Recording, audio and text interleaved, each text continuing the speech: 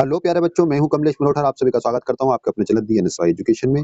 आज हम बोर्ड के लिए इंग्लिश के पेपर के लिए बहुत ही आईएमपी ग्रामर लेके आए हैं, तो ध्यान से समझिएगा और ध्यान से इसे अच्छे से नोट कर लीजिएगा, है ना। तो यहाँ पे आपको देख रहे हैं, पहला क्वेश्चन हमारा लिखा है कि Mohan was very tired so he did days to bed early. तो इसमें गो आएगा, गोन आएगा, बेंट आएगा, गोइंग आएगा, यानी वर्ब भरने के लिए आपसे कहा जा रहा है। क्या भरने के लिए कहा जा रहा है? वर्ब भरने के लिए कहा जा रहा है। तो वर्ब आपको जब भरना होगा, तो वर्ब भरने के लिए चलता क्या है कि आप देख रहे हैं यहाँ पे पहला सेंटेंस आपको दिखाई दे रहा है, इसमें वॉज लिखा है। तो जब भी वॉज होता है, पहले सेंटेंस में अगर वॉज आता है और दूसरे सेंटेंस में सब्जेक्ट के बाद, दूसरे सेंटेंस में सब्जेक्ट के बाद आपको क्या करना होगा? सेकंड फॉर्म का इस्तेमाल करना होगा। किसका इस्तेमाल करेंगे? सेकंड फॉर्म का। तो यहाँ पे हमारी सेकंड फॉर्म क्या आ जाएगी भाई? सेकंड फॉर्म आ जाएगी बेंट। तो आप इसमें क्या लगा देंगे? बेंट। ध्यान से सुनिएगा, जब पहला सेंटेंस वाज़ वर्ब वाला यानी पास्ट का होता है, तो दूसरा सेंटेंस भी क्या है? पास्ट का होना चाहिए।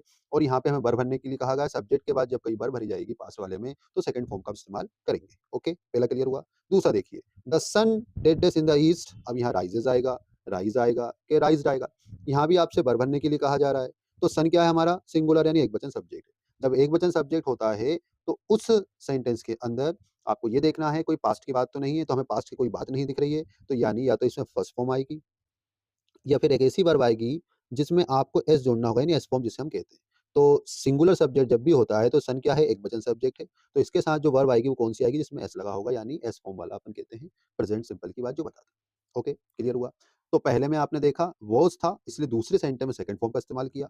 सन एकवचन यानी कोई भी एकवचन सब्जेक्ट जब भी आता है उसके बाद वर्ब भरनी होती है और पास्ट की कोई बात नहीं होती है, तो आपको उसमें एस फॉर्म वाला जो वर्ब है वो फिल करना है।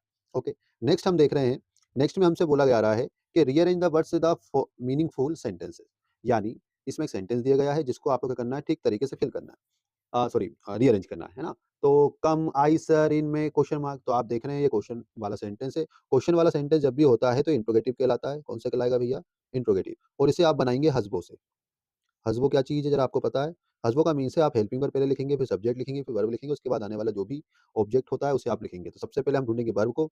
तो वर्ब आएगी हमारी यहाँ पर, आप देख रहे हैं हेल्पिंग वर्ब को। हेल्पिंग वर्ब अपनी क्या है? मे है। तो यहाँ पे आ गया मे। उसके बाद आप देख रहे हैं सब्जेक्ट क्या है? आई। फिर आई लगा दिया हमने। उसके बाद बोला है वर्ब, वर्ब है हमारा कम। उसके बाद और क्या है? फिर बाकी जो आएगा वो लिख सकते हैं। तो क्या हो जाएगा? मे आई कम इन सर। ठीक है, आपने सुन रखा होगा, मे आई कम इन सर। क्लियर हुई लाइन आपको ये?